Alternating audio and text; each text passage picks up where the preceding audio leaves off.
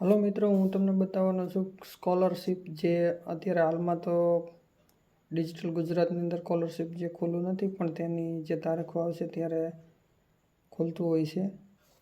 જે સ્કોલરશિપ મેળવવા માટે વિદ્યાર્થીઓએ અરજી કરવાની હોય છે ડિજિટલ ગુજરાતની અંદર.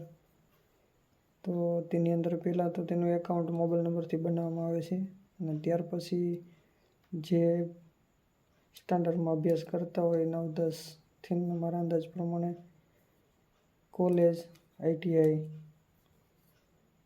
ડિગ્રી માટે, તો તે હોસ્ટેલ માટે જે સ્કોલરશિપ મળે છે તેની ઓનલાઈન અરજી કરવાની રહેશે ડિજિટલ ગુજરાતની અંદર.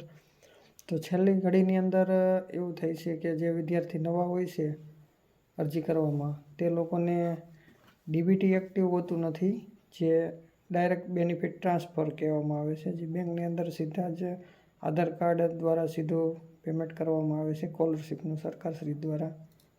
તો તે લોકોએ, તે વિદ્યાર્થીઓએ બેંકની અંદર બેંકની પાસબુક લઈ અને આધાર કાર્ડ લઈ અને DBT એક્ટિવ પહેલેથી જ કરાવી રાખવું, તે મારી સૂચના છે.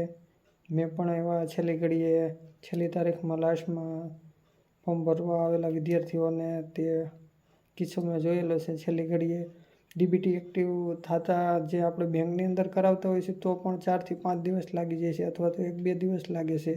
તે ઓનલાઈન બતાવતું નથી. ડિજિટલ ગુજરાતની અંદર જે DBT એક્ટિવ થતાં જ આપણું બેંક એકાઉન્ટ જે આધાર લિંક થાય છે KYC, તે ડિજિટલ ગુજરાતની સાઇડ ઉપર ઓનલાઈન સ્ટેટસ એસ આવે તો જ આપણને આગળ હાલવા દે છે ફોર્મ ભરવામાં.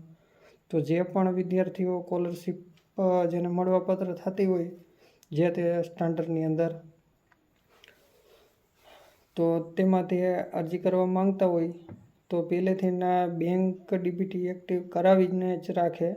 તો જ્યારે પણ સાઇડ ખુલે, તેની તારીખ આવે ત્યારે એ વસ્તુ આપણને નડતરરૂપ ન થાય અને આપણે સ્કોલરશિપમાં રહી ન જાય ફોર્મ ભરવામાં.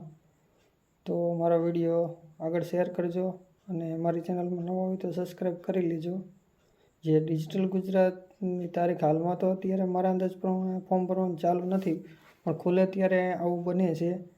તે કિસ્સા મારી સામે આવેલા છે, જેથી કરીને દરેક વિદ્યાર્થી ભાઈઓને હું ભલામણ કરું છું કે જે નવા વિદ્યાર્થીઓ હોય છે ફોર્મ ભરવામાં, તે લોકો DBT એક્ટિવ કરાવીને જ રાખે બેંકની અંદર.